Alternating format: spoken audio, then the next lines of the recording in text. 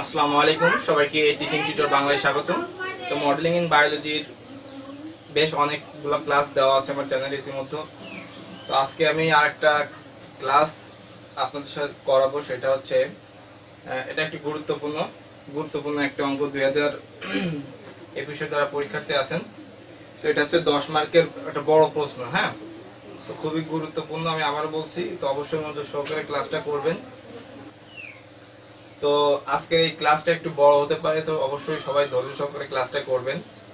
আর যদি কোনো প্রশ্ন থাকে অবশ্যই কমেন্ট বক্সে জানাতে পারেন। তো এই টাইপের অঙ্ক আশা করি আপনারা ইজিলি বুঝবেন। আমি যতটুকু সম্ভব একটু দ্রুত বোঝানোর চেষ্টা করবো এবং ক্যালকুলেশনটা জাস্ট করিয়ে দিব, আপনারা এমনিতেই নিজেরা বুঝে যাবেন। তো চলুন দেখি কিভাবে সহজভাবে এটা করা যায়।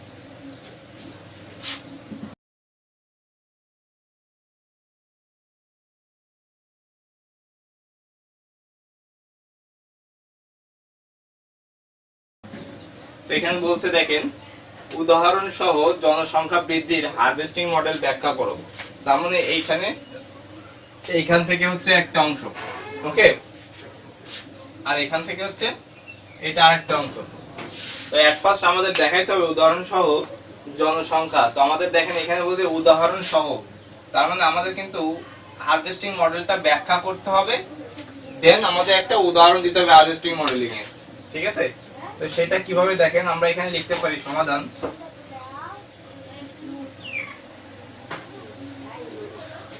তো হারভেস্টিংটা কি আমাদের এখানে যদি আমরা একটু লক্ষ্য করি, হারভেস্টিংটা কি। তো হারভেস্টিংটা হচ্ছে, হারভেস্টিং এর অপর নাম হচ্ছে ফিশিং।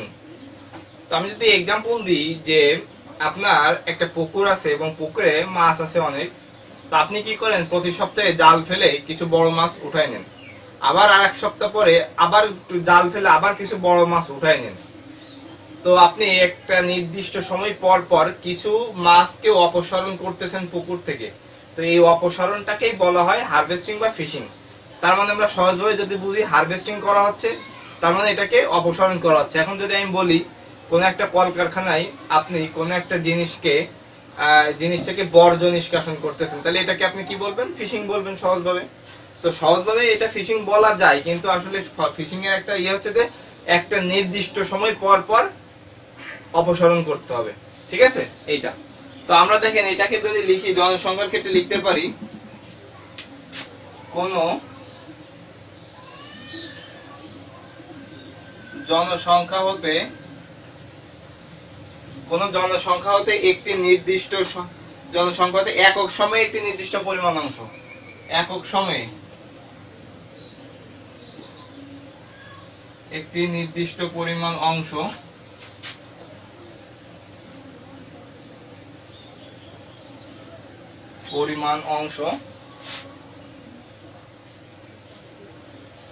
প্রতিবার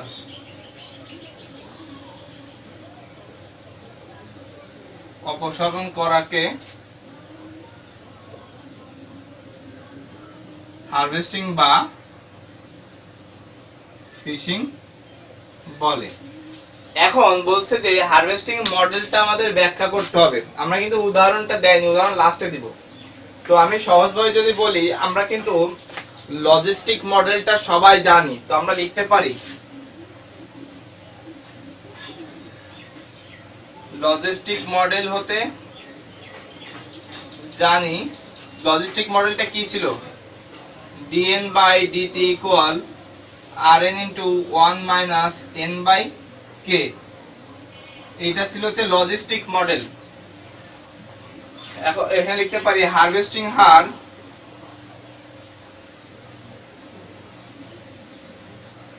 এই চলে। তো সহজভাবে আমি যদি বলি, হারভেস্টিং মডেলের সাথে লজিস্টিক মডেল ওতপ্রোতভাবে জড়িত। জাস্ট এই যে লজিস্টিক মডেলটা আছে, এই dn by dt equal rn into 1 minus n by k এর সাথে এই মাইনাস হারভেস্টিং অর্থাৎ মাইনাস এইচ করে দিলে সেটা হারভেস্টিং মডেল হয়ে যাচ্ছে।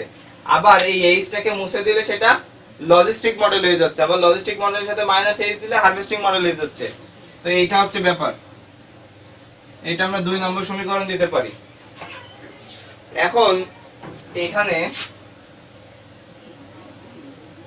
আর কে এইচ ধনাত্মক ধ্রুবক এবং n অফ টি জনসংখ্যার অর্থাৎ টি সময়ে জনসংখ্যার আকার এটা। তো এখন উদাহরণ দিব আমরা, এটা আর বেশি কিছু বোঝানোর না, এই জন্য আমি বললাম না। তো উদাহরণটা কি দিতে পারি দেখেন,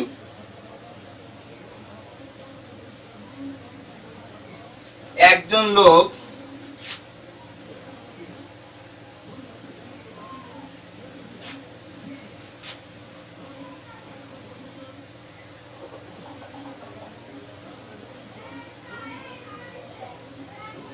আমি লিখে দিই,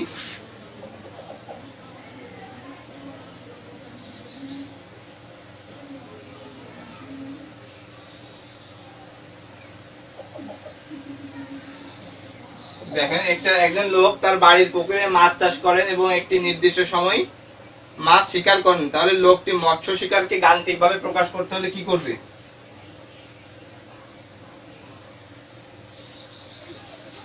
মৎস্য শিকারকে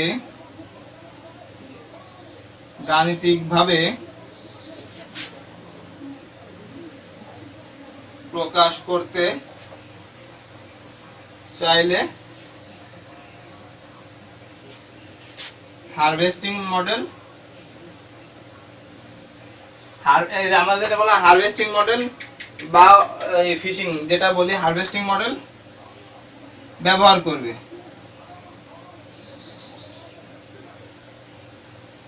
আশা করি আমি বুঝতে পেরেছেন আপনারা। আমি যে এক্সাম্পলটা দিয়েছিলাম সেই এক্সাম্পলটা আমি এখানে লিখে দিয়েছি, বেশি কথা বাড়াবো না, তাহলে ভিডিওটা অনেক বড় হয়ে যাবে।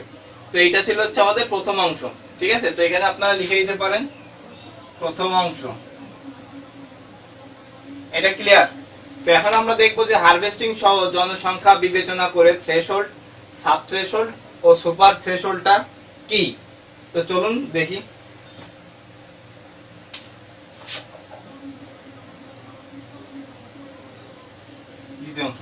তো এখানে একটা কথা বলছে হারভেস্টিং সহ জনসংখ্যা বিবেচনা করতে হবে। তো আপনি হারভেস্টিংটা করবেন কার? জনসংখ্যার। এখানে তো জনসংখ্যাকে একটা নির্দিষ্ট সময় পর পর অপসারণ করা হবে। তো অপসারণ করা বলতে অনেক কিছুই বোঝায়, মৃত্যুবরণ করা, বিদেশে গমন করা, এই বিষয়গুলো। তো এখন আমাদের জনসংখ্যাটা বের করতে হবে। তো এখান থেকে জনসংখ্যা কিভাবে বের করতে হয় এটা কিন্তু আমরা অলরেডি জানি। তো এট ফার্স্ট আমরা কি করব, এখানে ভারসাম্য বিন্দুতে যেটা করতে হয় সেটা করব।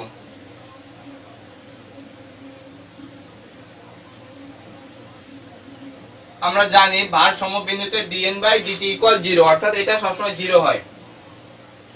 তো এইটা ইকুয়াল লিখতে পারি।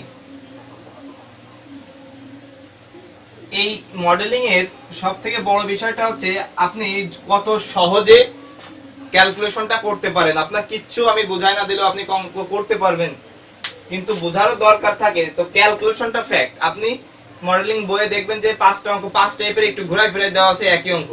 তো চেষ্টা করতে হবে 5টা অঙ্ক আপনি একই ফরম্যাটে করার জন্য, তাহলে মডেলিং মনে থাকবে। আরেকটা বিষয় হচ্ছে মডেলিং এ দেখবেন যে এইবার কিন্তু আসলে অনেক রেজাল্ট খারাপ হয়েছে, এবং হয় প্রতিবারই মডেলিং খারাপ হয়। কারণটা হচ্ছে অনেকে বলে আমি A+ পাবো, তো সেখানে আমার B+, B-, D এরকম রেজাল্ট আসছে, অনেকে ফেল আসছে। তো হয় কি এইটা ম্যাক্সিমাম অঙ্ক কিন্তু একই রকম। এরপরে আমরা দেখেন ক্লাসগুলো দেওয়া আছে আমার মনে হয়। তো এখানে প্রথম অংশটা এক, দ্বিতীয় অংশটা আলাদা, এরকম 5টা অঙ্ক যদি করতে হয়, তো কোনটা পড়েছে আপনি কিভাবে বুঝবেন? আপনি প্রথম অংশ ঠিক লিখলেন, দ্বিতীয় অংশটা আলাদা অন্যটা লিখে দিলেন, তাহলে কিন্তু অঙ্কটার মার্ক এখানে কমে গেল। তো আপনি তো এটা বুঝতে পারবেন না, প্রশ্নের প্যাটার্নটা একই রকম। তো এই কারণে কিন্তু অনেকটা ভুল হয়ে থাকে মডেলিং এর।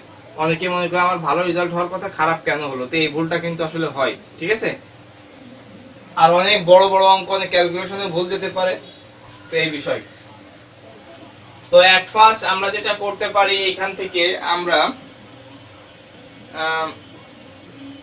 এইটা গুণ আকারে আছে, আমরা এটা গুণ করতে পারি। rn কে rn minus rn² / k minus h = 0, ঠিক আছে? এখন এটাকে আমি একটু মাইনাস দ্বারা গুণ করব, করলে rn plus rn² / k plus h = 0। এটাকে যদি একটু সাজায় লিখি, এটা আমরা মাঝখানে থাক, হ্যাঁ, এটা যদি সাদায় লিখি r by k n square minus r n plus h equal 0। এখন প্রশ্ন হতে পারে যে আমি এটা এরকম কেন লিখলাম। তো এখানে দেখেন আমি একটা নোট লিখে দিচ্ছি। এটাকে যদি a x square minus plus b x plus c equal 0 সাথে কম্পেয়ার করা হয়, তো এটা নিশ্চয়কের সমীকরণ। এখানে কি হয়, minus b plus minus root over b square minus 4ac by 2a। তো এইখানে তো দেখেন এখানে এটা কি, এটা হচ্ছে আর বাই কে, এক্সটা কি এন, বিটা হচ্ছে মাইনাস আর, সিটা হচ্ছে এইচ। ক্লিয়ার? এখন এইটাকে থেকে আমরা নিশ্চয়ক অর্থাৎ x ইকুয়াল অর্থাৎ n ইকুয়াল এটা আমরা বের করব।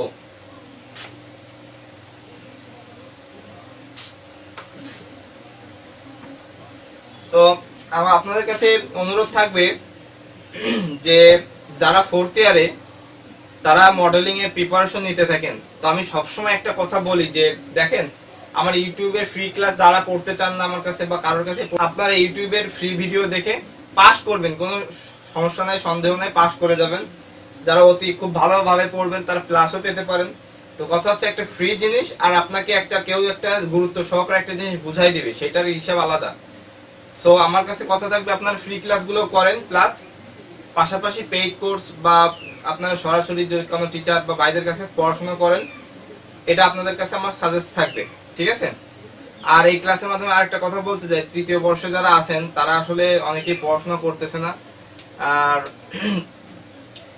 পড়াশোনা শুরু করেন ভাই, 3rd ইয়ারটা সব থেকে কঠিন। আর ওইখানে যদি আপনার একটা সমস্যা হয়ে যায় তাহলে কিন্তু আসলে আর কিছু করার থাকবে না। এই 4th ইয়ারে উঠেও আপনার এই রেজাল্টটা ব্রেক থাকবে, রেজাল্ট পাবলিশ হবে না, তারপর হচ্ছে মনে করেন এই বিভিন্ন ধরনের সমস্যা থাকবে। 3rd ইয়ার হচ্ছে সব থেকে কঠিন বলা হয় 1st ইয়ার, 2nd ইয়ার, 3rd ইয়ার, 4th ইয়ারের ভিতরে। তো 3rd ইয়ারটা আপনারা প্রথম থেকে পড়াশোনা শুরু করেন। তো আমার পেইড ব্যাচ চলতেছে, আপনারা যদি ভর্তি ঠিক মতো না হন তাহলে তো আমি কিভাবে পড়বো আপনাদের। আপনারা 1জন 2জন 4জন করে ভর্তি হন আস্তে আস্তে আস্তে। আমি চাচ্ছি যে এই প্ল্যাটফর্মটা একটা বড় আকারে তৈরি করতে। অনেকেই মনে করেন যে অনলাইনে পড়ে আসলে কিভাবে ভালো রেজাল্ট সম্ভব বা আমি কিভাবে বুঝবো, বা আপনারা ক্লাস করে দেখেন 4th ইয়ার পড়তেছে, 3rd ইয়ারও ব্যক্তিগতভাবে আমার কাছে অনেকেই পড়েছে। তো পেইড ব্যাচ আমার অলরেডি পাবলিশ দেওয়া আছে, আপনারা ভর্তি পড়াশোনা শুরু করেন। আমি বলছি ইনশাল্লাহ গ্যারান্টি দিচ্ছি যে আপনাদের কিভাবে ফার্স্ট ক্লাস পেতে হয় 3rd ইয়ার 4th ইয়ার যারা পড়েন, সেই রেসপন্সিবিলিটি আমার। শুধু আপনারা আমার মতো কথা মতো ফলো করবেন।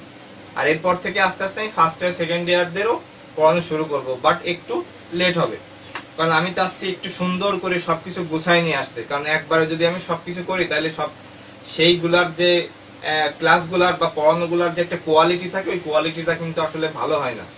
ঠিক আছে? তো এই হচ্ছে কথা। তো অবশ্যই 3rd ইয়ারদের আমি উদ্দেশ্য করে বলছি যে 3rd ইয়ারটা ভালো করে পড়াশোনা করেন, কারণ সেখানে কিন্তু অনেক গুরুত্বপূর্ণ সাবজেক্ট আছে। পাস করে যাবেন আমি শিওর বলছি, কিন্তু ভালো রেজাল্ট করতে হবে। ঠিক আছে? তো এটা হচ্ছে বিষয়। এখন এই যে আমরা এখান থেকে এটা যদি তাহলে করি, তাহলে আমরা কি লিখতে পারি দেখেন, n ইকুয়াল অর্থাৎ x equal minus b, minus সূত্রের বিটা কত minus r plus minus root over b square, b কত minus r, b square minus 4 a কত আর বাই কে, সি কত এটা বাই 2 এ কত আর বাই কে। তাহলে r plus minus r square minus 4 r s by k by 2 r by k, এইটা হচ্ছে। তো এখন দেখেন এন ও যায়, এন অফ টি ও তাই। ঠিক আছে? তো একই কথা। এখন এটাকে আমরা কি কত নম্বর সমীকরণ দিতে পারি?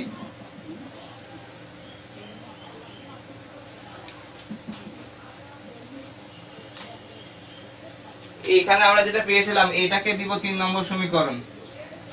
তার কারণ হচ্ছে মূল যে সমীকরণ সেটা হচ্ছে এইটা। তো এখন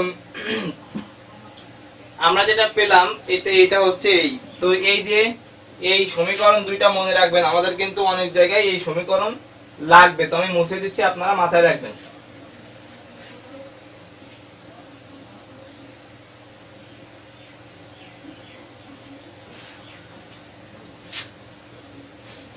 এখন আমাদের এখানে বলছে দেখেন, আমাদের জনসংখ্যা বিবেচনা করা কমপ্লিট, অর্থাৎ n এর মানটা বের করলাম।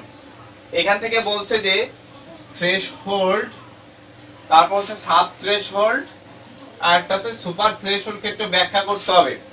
তো এই বিষয়গুলো কি, তো দেখেন থ্রেশহোল্ডটা যখন বলা হবে, আমরা এই যে রুটের ভিতরে যেটা আছে আমরা এটাকে নিয়েই কাজ করব।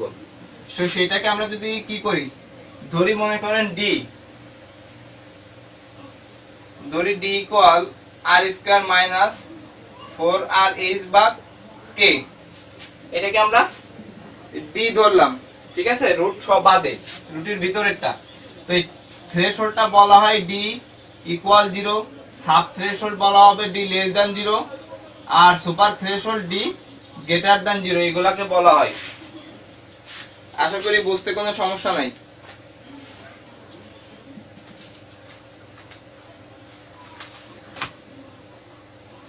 তো এখন যেটা করব আমরা ক্ষেত্র 1, যেটা হচ্ছে থ্রেশহোল্ড,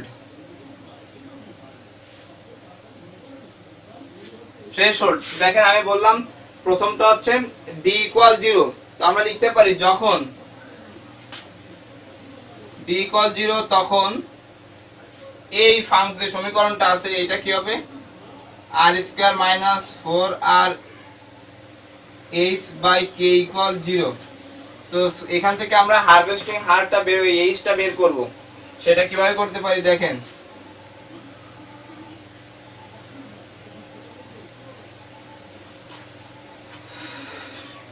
কোনাকুনি গুণ করেন, তাহলে 4rh সমান r square k, h equal r square k by 4r, তাহলে r k by h equal দেখেন আর কে বাই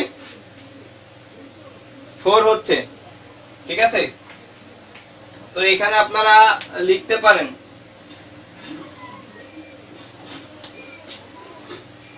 তো এখানে কি লিখতে পারেন দেখেন,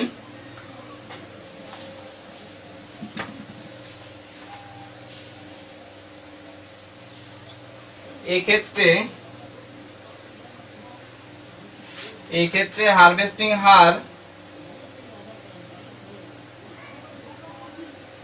জনসংখ্যার স্বাভাবিক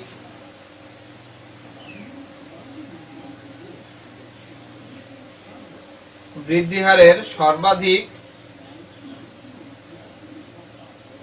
মানের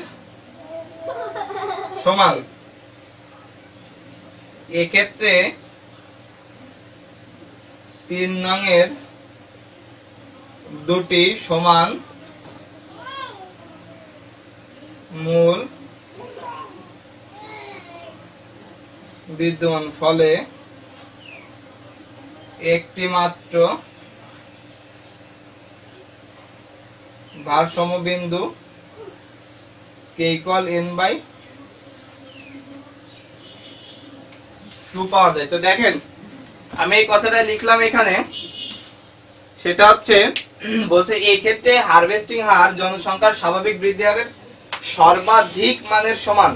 তো এই যে হারভেস্টিং হার সর্বাধিক মানের সমান হচ্ছে, এখানে সর্বাধিক মানের সমান হচ্ছে এই ক্ষেত্রে 3 নংয়ের। তো আমরা 3 নংয়ের সমীকরণটা ছিল সেটা কি ছিল আমাদের, এর আগে যে 3 সমীকরণটা লিখছিলাম ওই 3 নংয়ের দুটি সমান মূল বিদ্যমান, মানে দুইটি সমান মূল বিদ্যমান। তো মূল দুইটি সমান যদি আমরা মনে করি একটা n1 আর একটা n2, তাহলে দুইটা হচ্ছে সমান, ফলে একটি মাত্র ভারসাম্য বিন্দু k ইকুয়াল n/2 পাওয়া যাবে, k ইকুয়াল n/2 পাওয়া যাবে, sorry n equal k/2, n equal k/2।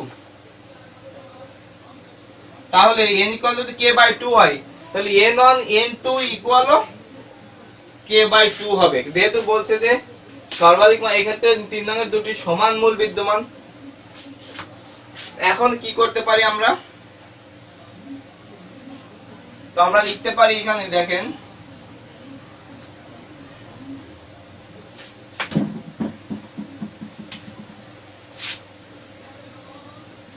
তিন নংয়ের মূলদ্বয় n1 n2 হলে এই যে সমীকরণ যেটা লিখবো আমরা 2 হতে পাই। তো এটা আপনাদের আমি রিকোয়েস্ট করবো যে এটা একবারে মুখস্থ রাখতে, dn/dt ইকুয়াল মাইনাস মাইনাস আমাদের কি ছিল r/k n minus n1 n minus n2। এইটা হচ্ছে আমরা যে 2 নম্বর সমীকরণ লিখছিলাম না লজিস্টিক মডেলের সাথে হারভেস্টিং মডেল মাইনাস করছিলাম, সেইখান থেকে মান বসিয়ে আমরা এইটা পাচ্ছি। তো এত ক্যালকুলেশন করার কোনো দরকার নেই, আমি বলবো এইটা আপনারা জাস্ট টানা মুখস্থ করে রাখবেন। তো এটা হচ্ছে 4 নম্বর সমীকরণ। এখন আমরা একটু আগে দেখলাম যে এই যে শর্ত অনুসারে n1 n2 এর মান k/2 হবে। কেন? কারণ n যে মূলটা আছে সেটার মান k/2। তো আমরা এখানে লিখতে পারি না যে n ইকুয়াল k/2 বিন্দুতে n1 n2 ইকুয়াল k/2 হবে। সুতরাং কেন n ইকুয়াল k/2 বিন্দুতে আমি বলছি n এর যে দুইটা বাস্তব মূল থাকবে, মূল বিদ্যমান সেটা n1 n2 ধরেছি, আর এইটাও দা সমান এটার সমান, তার মানে n এর মান যা n1 n2 এর মানও তাই হবে। তো আমরা এই 4 নম্বর সমীকরণে কি করতে পারি, dn/dt equal minus n minus n1 এর মান কত, n এর মানটা আমরা বসাবো না, আমরা n1 আর n2 এর মান বসাবো k/2 n মাইনাস k/2। তো dn/dt ইকুয়াল মাইনাস r/k, দুইটা একই, তো n মাইনাস k/2 তার হোল স্কয়ার লিখতে পারি।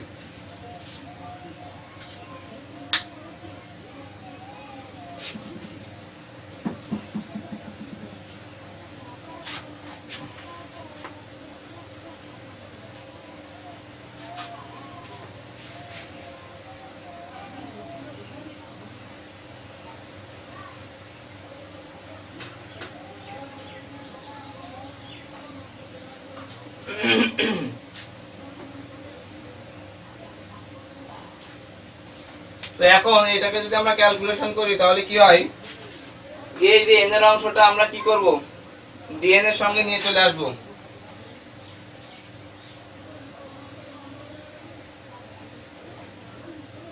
Equal minus r/k dt। দেখেন এটা হচ্ছে, এখন এইটাকে আমরা যেটা করতে পারি, আমি একটু সাজাই লিখি, দেখেন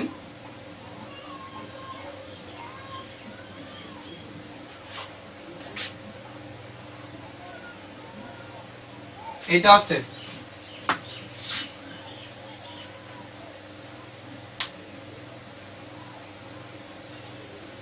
এখন এখানে একটা জিনিস নোট করে রাখেন আপনারা, সেটা হচ্ছে আমরা d/dx 1/x এটাকে অন্তরীকরণ করলে মাইনাস 1/x² হয়। ক্লিয়ার? তো এটার সাথে যদি আমরা এভাবে করি, এই dx টা এই পাশে চলে যায়, তো এরকম হয়। বিষয়টা হচ্ছে এই যে যেটা আছে এটা আমরা কি করেছি, এখানে কিন্তু মাইনাস নেই এখানে। তো এখন এটাকে যদি আমরা মাইনাস দিই, দেখেন এখানে কিন্তু মাইনাস আছে 1 এটাকে n k/2 কে আপনি x কল্পনা করেন, তাহলে 1/x² dx এইটার সাথে কম্পেয়ার করেন, তাহলে এখানে একটা মাইনাস দ্বারা যদি আমি গুণ করি তাহলে এইটা এই পুরো এই যে চেহারা হয়ে যাচ্ছে, সেটাকে অন্তরীকরণ করলে কি হয় 1/x হয়, 1/x হয়। x কোনটা, n k/2। আশা করি ক্লিয়ারলি বুঝাইতে পারছি, কারণ অন্তরীকরণ করলে বাড়ে আর সেটাকে সমাকলন করলে কমে। 2 আছে তার মানে আমাদের এটা, দেখেন আমি কিন্তু বলছি এটা হচ্ছে নোট, আমি আবারও বলছি এটাকে আপনি ddx 1/x কল্পনা করলে অন্তরীকরণ করলে কি মাইনাস 1/x²। তো এখন এটাকে যদি আমি সমাকলন করি, দেখেন আর গুণ করে d of 1/x equal minus 1/x², এই পাশে dx নিয়ে গেলাম। এখন এই যে এখানে মাইনাস 1/x² কে dx করা হচ্ছে, অর্থাৎ সমাকলন করা হচ্ছে, ঠিক আছে। কারণ এখানে দেখেন এরকম চিহ্ন, এখানে কিন্তু এরকম চিহ্ন দিতে হবে, ঠিক আছে। তো এখানে মাইনাস নাই, তো মাইনাস যদি আমি গুণ করি তাহলে আমাদের এই পাশে মাইনাস চলে আসবে, ঠিক আছে। তো দেখেন এরকম এখানে একটা মাইনাস দিতে হয়, তো এইটাকে করলে মাইনাস এইটা হয়। তো সেই জন্য আমি 1/x² কে dx করলে -1/x হচ্ছে, আর এই পাশে থাকে r/k, dt কে করলে হয় হচ্ছে t, মাইনাস মাইনাস উঠাই দিলাম, 1/ এটা আমি যদি করি 2n - k/2 equal rt/k।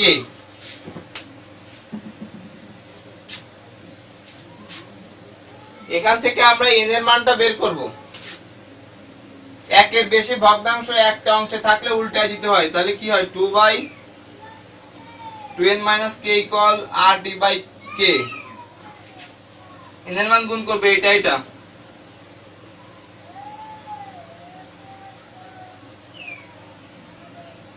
2nrt - krt equal 2k। এখান থেকে এই অংশে n আছে, তার মানে এটা রাখবো শুধু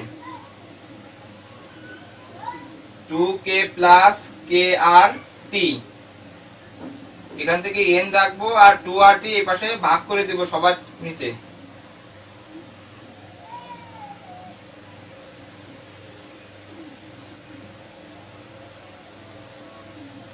টু কেটে গেল k/rt, rt কেটে গেল k/2। তো দেখেন এইটা থাকে, ঠিক আছে। আর n ও যায়, n অফ t ও তাই।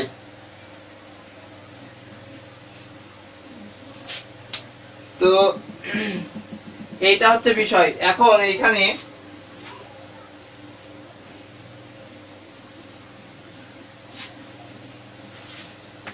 n অফ t, এখন যদি আমরা এখানে একটু লিখি যে দেখেন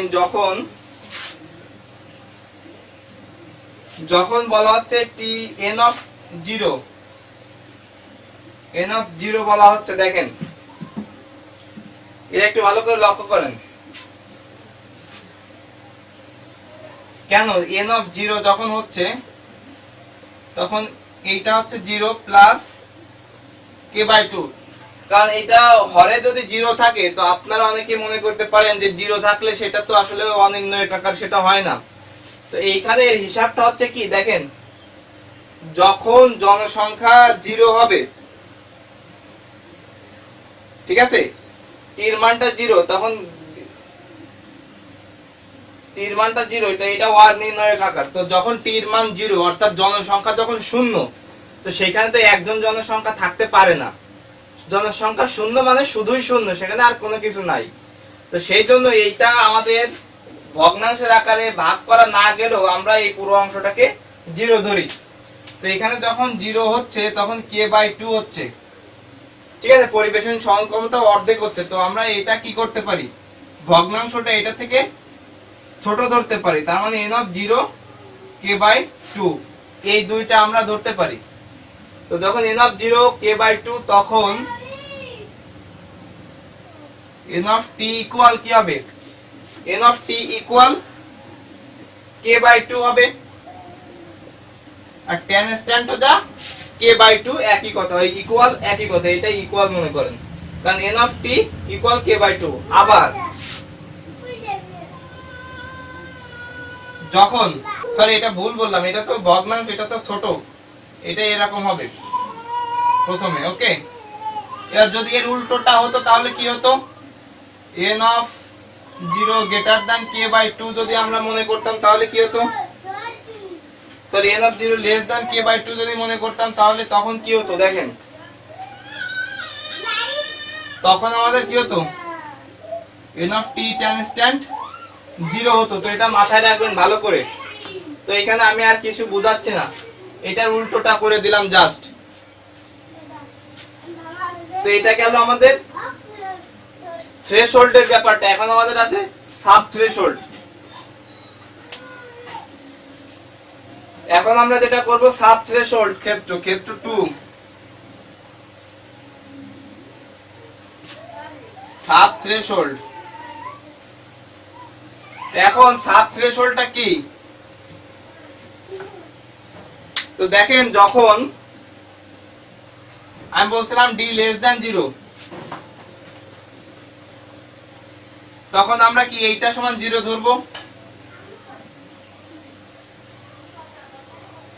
তো দেখেন এটা যদি আমরা, সরি এখানে রিকল না, এটা হচ্ছে লেস দ্যান 0, তো আমরা এরকম করতে পারি r square less than 4 r h by k, যদি আর গুণ করি তাহলে 4 r h less than r square k, আমরা এইচ এর মানটা বের করব, তার মানে আমাদের এই অসমতার নিয়ম অনুসারে ভাগ করতে হবে 4 আর দ্বারা, কারণ এইচ এর মান বের করলে 4টাকে ভ্যানিশ করতে হবে, তাহলে 4 আর দ্বারা ভাগ করব, আর ভাগ যখন করব তখন চিহ্ন চেঞ্জ হয়ে যাবে।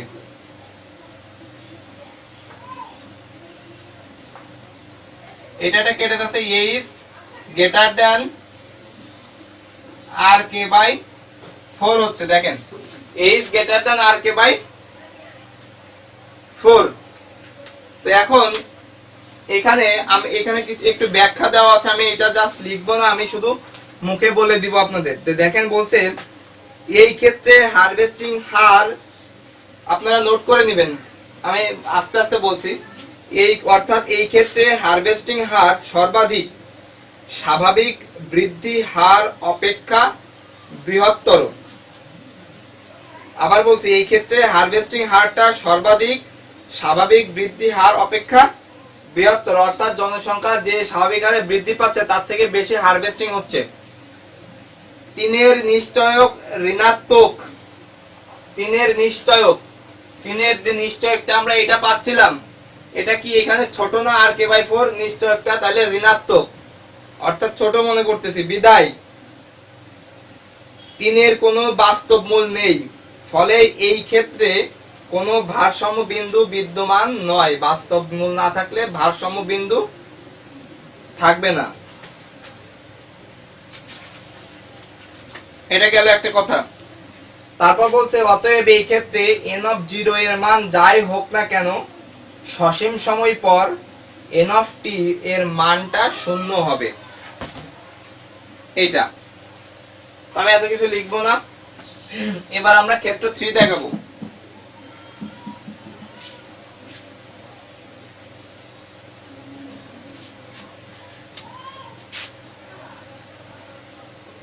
ক্ষেত্র 3 super threshold.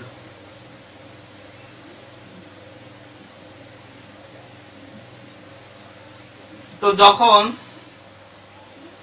d greater than 0 তখন r square minus 4 r h by k greater than 0।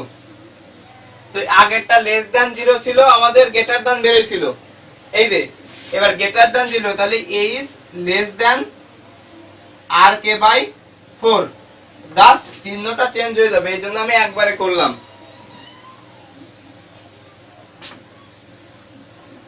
এখন দেখেন এখানে এটা কি হয়েছে, এটা আমাদের বড় হয়ে গেছে না, তো এখানে ব্যাখ্যাটা কিভাবে লিখতে হবে দেখেন, আমি একটু মুখে মুখে বলতেছি, আপনারা এটা নোট করে রাখেন। এই ক্ষেত্রে হারভেস্টিং হার সর্বাধিক স্বাভাবিক বৃদ্ধি হার অপেক্ষা ক্ষুদ্রতর, 3 নিশ্চয়ক ধনাত্মক, মানে এটা যেহেতু বড় হয়েছে এই জন্য এবার লিখতে হবে 3 নিশ্চয়ক ধনাত্মক, বিধায় 3 2টি বাস্তব মূল বিদ্যমান থাকবে। আগেরটা ঋণাত্মক ছিল, তার জন্য কোনো বাস্তব মূল ছিল না, এবার ধনাত্মক হয়েছে এই জন্য 2টা বাস্তব মূল বিদ্যমান থাকবে। আর আমরা জানি যে 3 নং এ 2টা বাস্তব মূল ছিল, সেটা হচ্ছে একটা n1 একটা n2, সেটাই বলা আছে 2টি বাস্তব মূল n1 n2 বিদ্যমান, ফলে এই ক্ষেত্রে 2টি স্বতন্ত্র ভারসাম্য বিন্দু বিদ্যমান। এর আগেরটা ছিল কি বাস্তব মূল বিদ্যমান নেই, সুতরাং এর কোনো ভারসাম্য বিন্দু থাকবে না, তাহলে এর যেহেতু 2টা বাস্তব মূল বিদ্যমান আছে, তাহলে ভারসাম্য বিন্দু আলাদা আলাদা 2টা পাওয়া যাবে। মনে করি ভারসাম্য বিন্দু 2টি কিভাবে লেখা যেতে পারে, দেখেন জনসংখ্যা যখন 0 n অফ 0 তখন n1 less than k by 2 less than n2 less than k। তো এটা কিভাবে হচ্ছে দেখেন, যখন t ইকুয়াল 0 হবে তখন n অফ 0 ইকুয়াল n0, অর্থাৎ এটার জনসংখ্যা পুরো 0। যখন t ইকুয়াল 1 তখন n অফ 1 ইকুয়াল কে কি লেখা যায় 1n লেখা যায়। যখন n ইকুয়াল 2 তখন পরিবেশের সহন ক্ষমতা কি হবে k/2।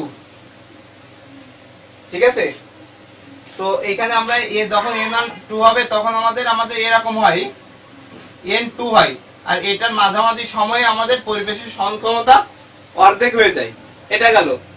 এট লাস্ট আমাদের k/2 টা কিসে পরিণত হবে, k তে পরিণত হবে। তো সেইটাই আমাদের জাস্ট এখানে বলা হয়েছে। তো এটা আমাদের লিখতে হবে, মনে করি ওই ব্যাখ্যাটুকু লেখার পর লিখতে হবে মনে করি 0 less than n1 less than k/2 less than n2 less than k, এটা ঠিক আছে। এরপর কি লিখবেন, লিখবেন যে এক ধরি বা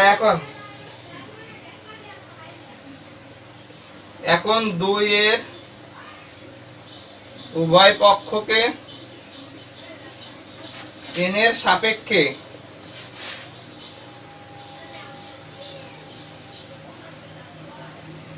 অন্তরীকরণ করে। তো দুইটা সমীকরণ কি ছিল, dn/dt equal rn into 1 minus n by k minus h ছিল। এটাকে কার সাপেক্ষে, dn এর সাপেক্ষে অন্তরীকরণ করব। এটা করলাম।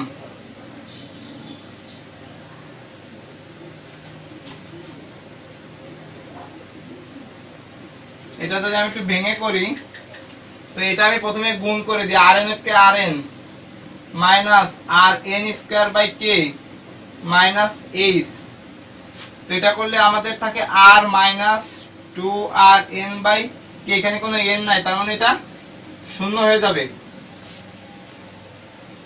আর এই পাশে কি আছে, d by dn into dn by dt, এটা আমরা দিব হচ্ছে 6 নং সমীকরণ। ঠিক আছে, তো সেইখানে এর নিচে আরেকটু ব্যাখ্যা দেওয়া আছে, তো সেটাও আমি বলে দিচ্ছি। তো লিখবেন যে এখন n of 0 less than n1 হলে, তার মানে দেখেন এখানে শর্ত যেটা লিখছি, যখন n অফ 0 এই 0 যা এইটা একই কথা, n of 0 less than n1, তখন 6 এর এই ডান পক্ষ ধনাত্মক বিধায়, কারণ দেখেন n1 টা বড়, তাহলে এটা ধনাত্মক বিধায় এই অবস্থানটি y স্থিতিশীল হবে এবং জনসংখ্যার সসীম সময়ে বিলুপ্ত হবে। অর্থাৎ যখন এইটা আস্তে আস্তে বেশি হবে, সহন ক্ষমতার বাইরের দিকে চলে যাবে, সহন ক্ষমতা হবে, তখন আমাদের কি হবে, পরিবেশে অস্থিতিশীল হয়ে যাবে, অর্থাৎ আর স্থির থাকবে না। তাই বলছে এবং জনসংখ্যার সসীম সময়ে বিলুপ্ত হবে, অর্থাৎ উল্টোটা। আবার যখন n1 less than n of 0 less than n2, তার মানে এটাকে যখন 0 হবে, n1 লেস দ্যান এটা 0 লেস দ্যান n1 2 হবে, তখন 6 এর ডান পক্ষ ঋণাত্মক, তখন উল্টোটা স্থিতিশীল হবে এবং n2 এর দিকে অগ্রসর হবে, তখন এবার n2, আর তারপর n2 এর দিকে অগ্রসর হতে হতে সেটা k এর দিকে অগ্রসর হবে সেটা, এবং সবশেষে n of 0 greater than n2 হলেও 6 এর ডান পক্ষ ঋণাত্মক হয় এবং জনসংখ্যা স্থিতিশীলভাবে n2 এর দিকে অগ্রসর হয়। ক্লিয়ার? তো এই হচ্ছে আমাদের আজকের যে ক্লাস ছিল সেটা। এত ব্যাখ্যা লেখা পসিবল না, তো এতটুকুই আপনারা, তো বইয়ে আপনাদের দেওয়া আছে, আমি লিখে দিলাম, ক্যালকুলেশনগুলো ক্লিয়ারলি করে দিলাম সহজভাবে। তো কোনো একটা নতুন পর্বে আবার দেখা হবে। অবশ্যই চ্যানেলটার সঙ্গে থাকুন, বেল বাটনটি প্রেস করে রাখবেন যেন ক্লাস আমি গুরুত্বপূর্ণ ক্লাসগুলো আপলোড দেওয়ার সাথে জানতে পারেন, এবং অবশ্যই ফ্রেন্ড সার্কেলদের সাথে শেয়ার করবেন। এবং আপনার জুনিয়র যারা আছে, third year, first year, second year, তাদেরকে বলবেন যে পড়াশোনা শুরু করতে, এবং থার্ড ইয়ারে পেইড ব্যাচ চলছে, যদি কেউ থাকে পড়তে পারে। আর আপনার ফ্রেন্ড সার্কেল যারা আছে ফোর্থ ইয়ারে, তাদেরকে রিকোয়েস্ট করবেন অবশ্যই ফ্রি ক্লাসের সাথে সাথে কোথাও পড়তে, এবং আমার কাছে যারা পড়েন তাদেরকেও অনুরোধ করব আপনারা সুন্দরভাবে ক্লাসগুলো করবেন। আর আমার কাছে তো পড়েনি, আপনাদের ক্লাস না দেখলেও কোনো প্রবলেম নাই। তো এই হচ্ছে ব্যাপার। তো আজকের মতো এখানে, আসসালামু আলাইকুম।